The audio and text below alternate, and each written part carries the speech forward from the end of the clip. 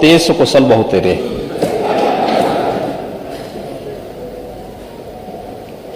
और उनको यह भी नहीं पता था कि वह जो बोल रहे हैं आखिर किसको बोलना चाहते हैं। इस प्रदेश में 4 बार समाजवादी पार्टी की सरकार रही है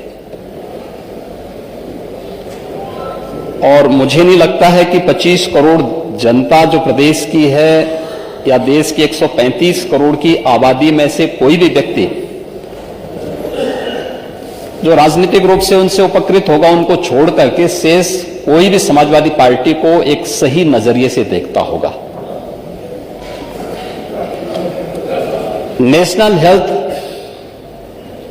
national family health survey 4th और 5th जो आए हैं या इससे पहले जो सर्वे हुए हैं, वे सर्वे इस बात की गवाही देते हैं कि उत्तर प्रदेश में विगत 5.5 वर्षों के अंदर स्वास्थ्य सेवाओं में बेहतरीन सुधार हुआ है। और चाहे वह एनीमिया से जुड़े हुए मामलों में सुधार का प्रश्न हो, यह नेशनल एवरेज से अच्छा हुआ है। शिशु मृत्यु दर और मातृ मृत्यु दर यह पहले की तुलना में काफी इसमें सुधार हुआ है। अन्य मामलों में भी उत्तर प्रदेश ने उत्तरोत्तर वृद्धि की है, काफी उसमें अच्छी प्रगति हुई है। मैं केवल एक उदाहरण देना चाहता हूं।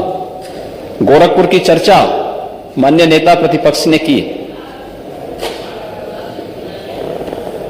और बोलते बोलते उनको बहुत सारी चीजें याद आती हैं। स्वाभाविक रूप से जब कोई चीज और खासतौर पर जनता जनार्दन अपना फैसला करके दे ही देती है, सपने जब तार पार होते हैं तो उसका दुख होगा ही। और उनकी बातों में वो दुख झलक भी रहा था। लेकिन हमें जनता जनार्दन के फैसले को स्वीकार तो करना पड़ेगा।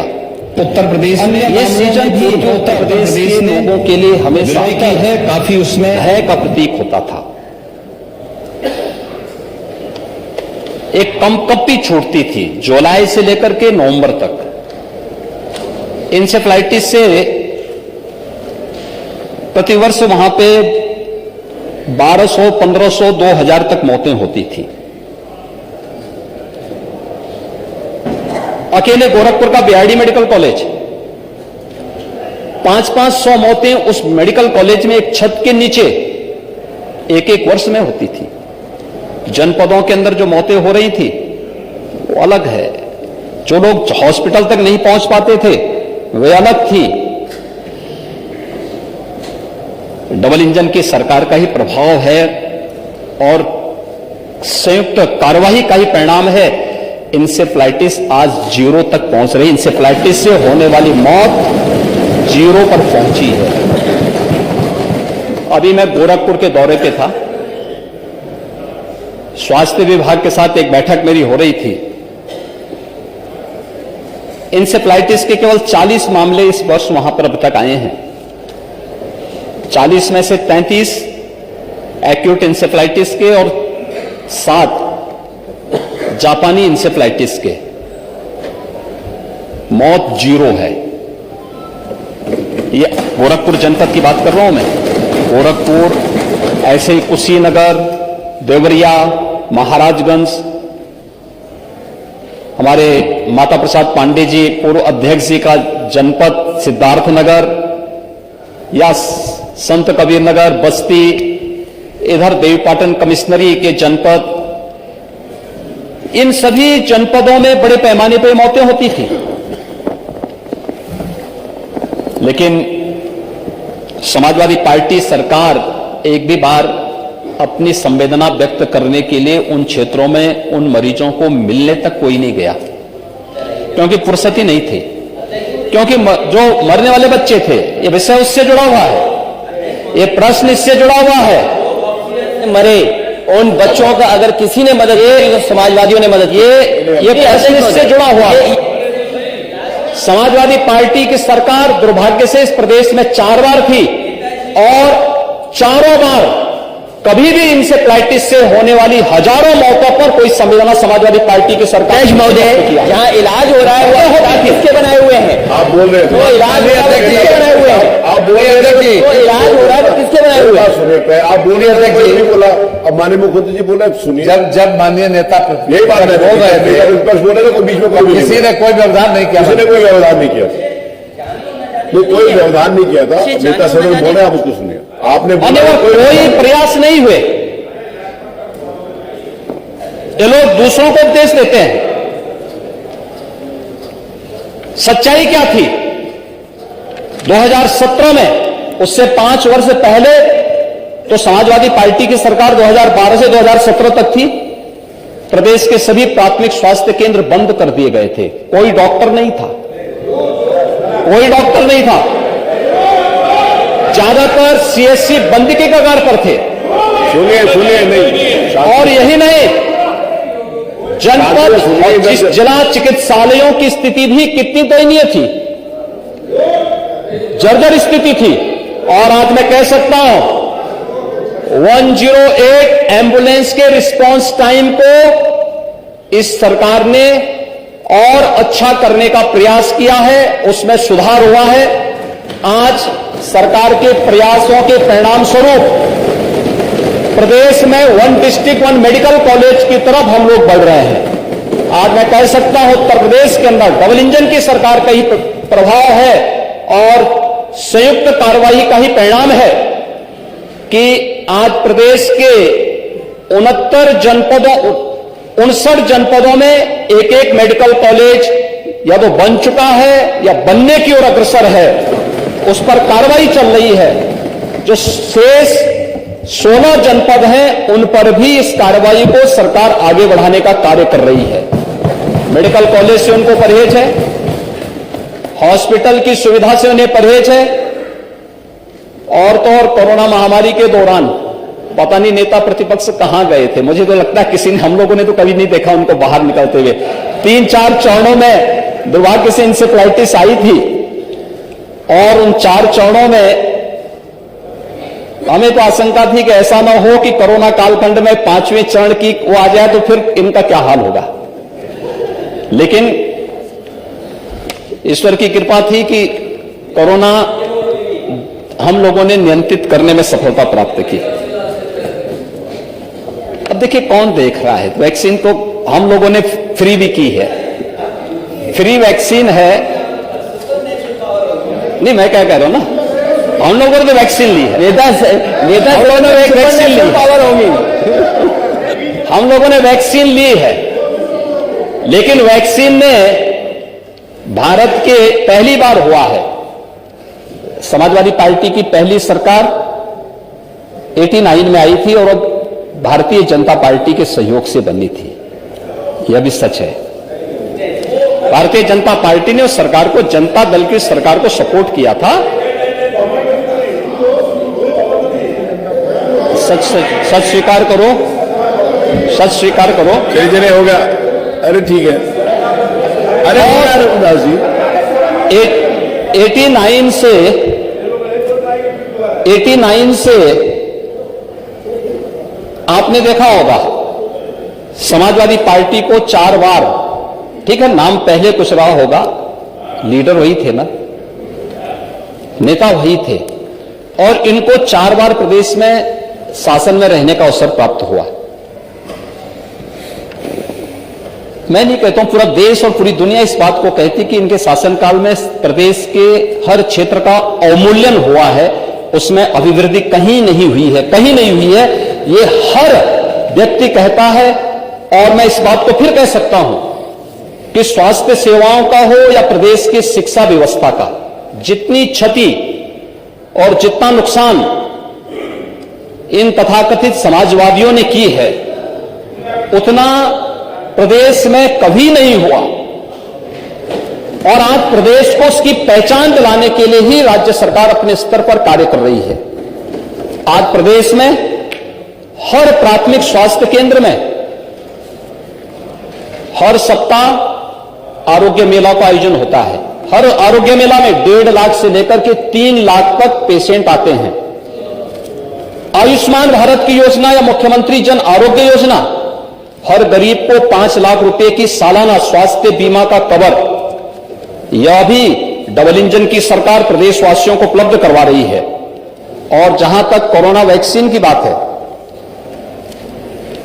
कोरोना वैक्सीन पहली बार हुआ है कि किसी महामारी के आने के मात्र 9 महीने के अंदर वैक्सीन भी देशवासियों को प्राप्त हो गया था। और इसके लिए पूरा देश प्रधानमंत्री मोदी जी का आभारी है कि जिनके प्रयास से देश के अंदर 2 स्वदेशी वैक्सीन आए और 2 करोड़ से अधिक वैक्सीन की डोजेस देशवासियों को प्राप्त हुए। ये कोरोना वैक्सीन देश के नागरिकों को एक सुरक्षा कवच के रूप में उसने पूरे देशवासियों को एक संबल दिया। आज कोरोना वैक्सीन के नाते कोरोना जैसी महामारी को नियंत्रण करने में काफी हद तक सफलता प्राप्त हुई। लेकिन कुछ लोगों ने कोरोना कालखंड में जनता जनार्दन का ध्यान तो नहीं रखा, लेकिन दुष्प्रचार जरूर करते रहे।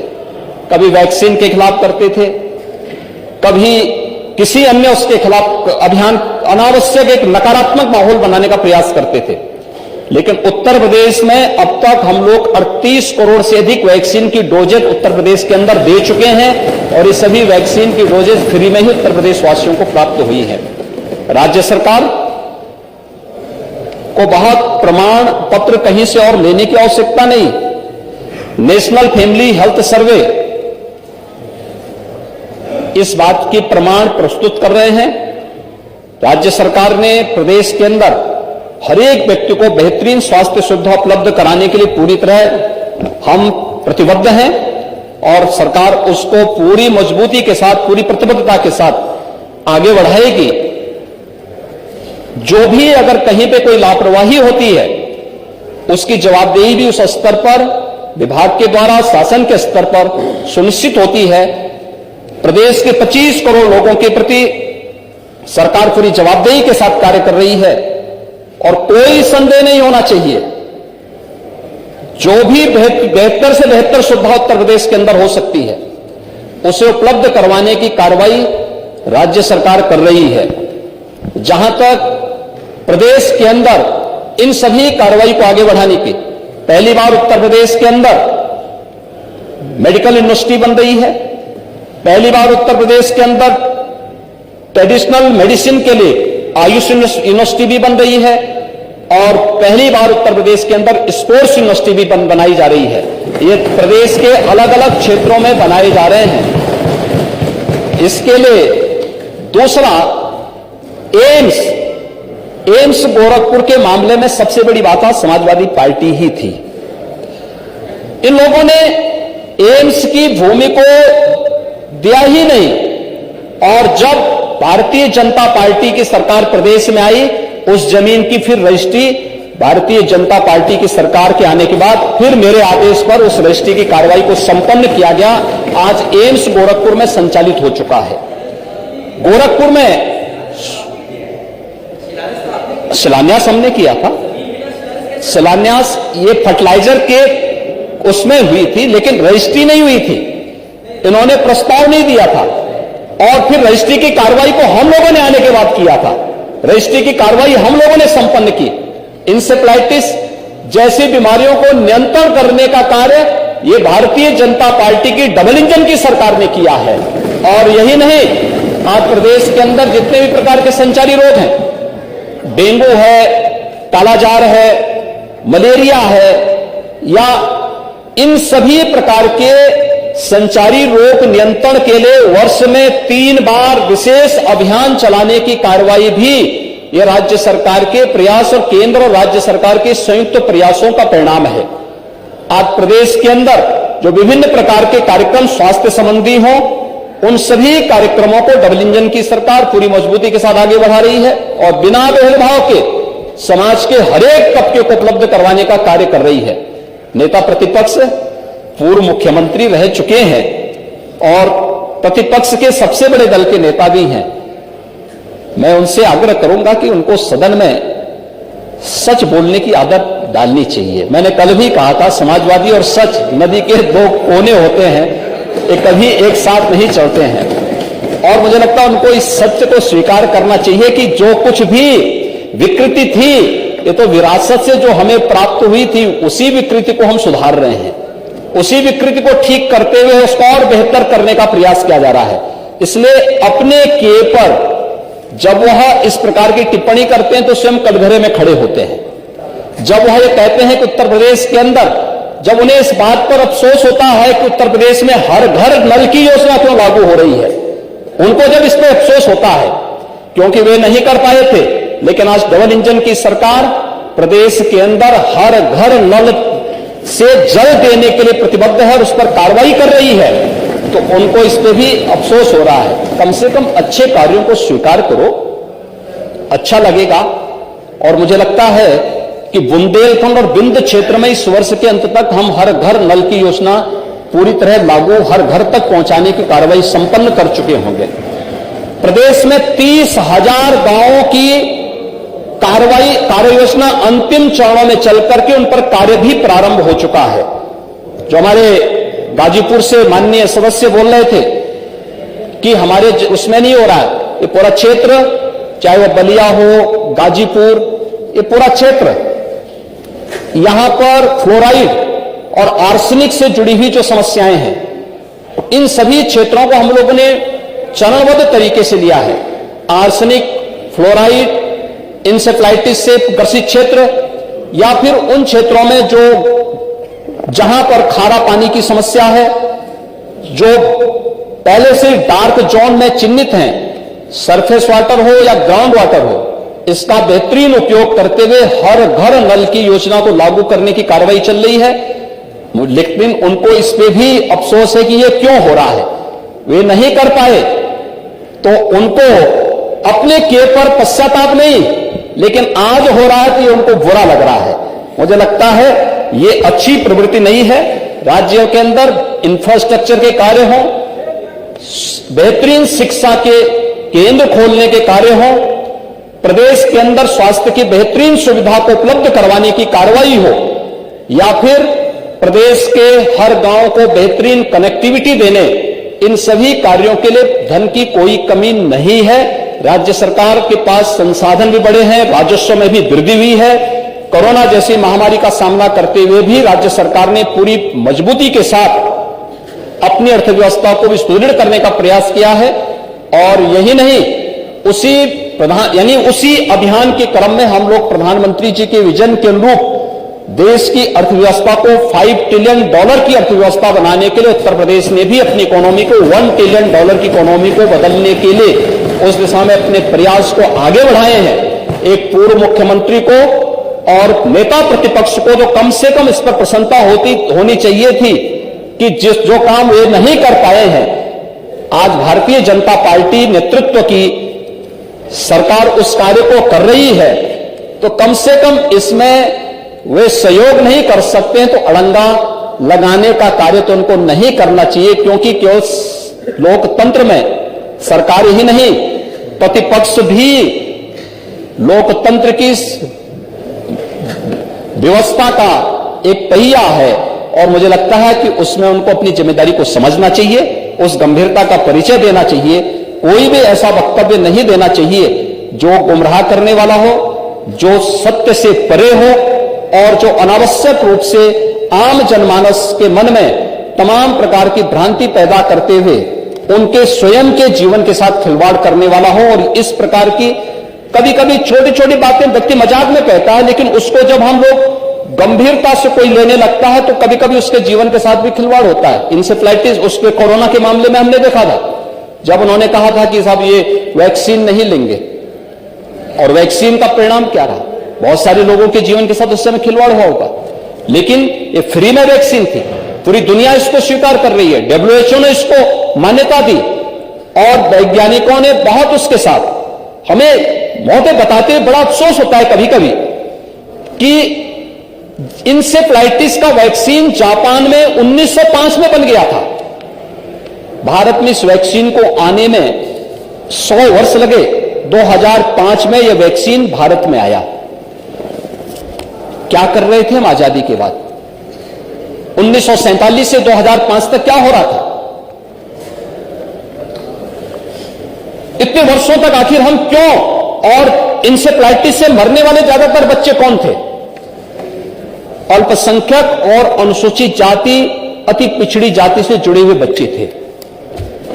लेकिन वोट बैंक बनाने का प्रयास तो हुआ, लेकिन उन पीड़ितों के प्रति कभी संवेदना ईमानदारी से व्यक्त करने का प्रयास नहीं हुआ। वो कभी मुद्दा नहीं बन पाया। इंसेफ्लाइटिस के मुद्दे पर वैक्सीन को जापान से भारत आने में 100 साल लगे, लेकिन भारत के अंदर कोरोना जैसी महामारी आती है और मात्र 9 महीने के अंदर एक नहीं 2 स्वदेशी वैक्सीन प्रधानमंत्री मोदी जी देते हैं। इसके प्रति कृतज्ञता ज्ञापित करने की बजाय हम गफलत पैदा करें, लोगों को गुमराह करके उनके जीवन के साथ खिलवाड़ करें, यह स्वीकार्य नहीं होना चाहिए। और किसी भी जिम्मेदार नेता को और जिम्मेदार राजनीतिक दल को इस प्रकार की हरकत नहीं करनी चाहिए, क्योंकि यह जीवन के साथ, लोगों के जीवन के साथ खिलवाड़ करने जैसे मुद्दे होते हैं। और इस प्रकार के मुद्दों पर हमें हमेशा उसकी संवेदनशीलता को समझना चाहिए। यहां पर जो भी मुद्दे उठते हैं, यह हर व्यक्ति की संवेदना है। 108 की एक व्यवस्था है, आप कॉल करेंगे, उसका रिस्पांस टाइम के अनुसार आपको वहां पर वह एम्बुलेंस प्रदान करने का प्रयास होता है। और हमेशा एक प्रयास होता है, एक व्यवस्था, एक सिस्टम दी गई है, एक व्यवस्था दी गई है, लेकिन हम उसको कटघरे में खड़ा करें। शासकीय जो व्यवस्थाएं हैं हमारी सीएचसी की, पीएचसी की, डिस्ट्रिक्ट हॉस्पिटल्स की या मेडिकल कॉलेजेस की, हम उसको ही कटघरा में खड़ा करके आम नागरिक के मन में भ्रम की स्थिति पैदा करें, यह अच्छी स्थिति नहीं है। मुझे लगता है नेता प्रतिपक्ष को एक जिम्मेदार नेता के रूप में सदन में बोलना चाहिए, तथ्यों पे बोलना चाहिए। जो आंकड़े हों, उन आंकड़ों को एक बार सत्यापन करा करके अगर वे बोलेंगे तो ये विश्वसनीयता उनकी भी, उनके दल की भी बनी रहेगी। और साथ साथ इस व्यवस्था के प्रति भी आम जनमानस का विश्वास डगमगाएगा नहीं। और यह अगर विश्वास डगमगाएगा, ये लोकतंत्र के लिए बहुत खतरनाक दिन होगा, क्योंकि जनमानस की भावनाओं के विरुद्ध जब भी कोई आचरण कोई व्यक्ति करेगा तो वह अविश्वास की स्थिति पैदा करेगा, और लोकतंत्र के लिए सबसे खतरनाक दिन होगा। दुर्भाग्य से कुछ लोग अपने निहित स्वार्थ के लिए इस प्रकार का आचरण करते हैं या कर बैठते हैं। इसको लोकतंत्र में कहीं मान्यता नहीं देनी चाहिए। सरकार अपने स्तर पर बेहतरीन प्रयास कर रही है, और जो कुछ भी होगा, मैंने पहले भी कहा, प्रदेश की बेहतरी के लिए, प्रदेश के विकास के लिए, प्रदेश की 25 करोड़ जनता के लिए हमने इसको जाति, मत, मजहब या क्षेत्र और भाषा के आधार पर नहीं बांटा है। 25 करोड़ जनता को डबल इंजन की सरकार ने अपने परिवार के रूप में ट्रीट किया है, और बिना भेदभाव के शासन की योजनाएं उस रूप में पूरे प्रदेश के अंदर लागू हो रही हैं। हमने उसी रूप में उसको देने का प्रयास भी किया है। इसलिए कृपया इस सदन की कार्रवाई के माध्यम से अन्य माननीय सदस्यों के महत्वपूर्ण मुद्दों को हम इस प्रकार के मुद्दों के आधार पर, जो तथ्यों पर आधारित न हो, उससे हम अन्य माननीय सदस्यों के समय को जाया न करें तो अच्छा होगा। धन्यवाद। मैंने माननीय नेता प्रतिपक्ष को सुना, माननीय मुख्यमंत्री जी को सुना। मैं नेता सदन के जवाब से संतुष्ट नहीं हूँ। हेल्दी स्टेट प्रोग्रेसिव इंडिया जो रिपोर्ट है उसमें Uttar Pradesh number of bed मरीज को कितने होने 1 लाख में कहाँ खड़ा है।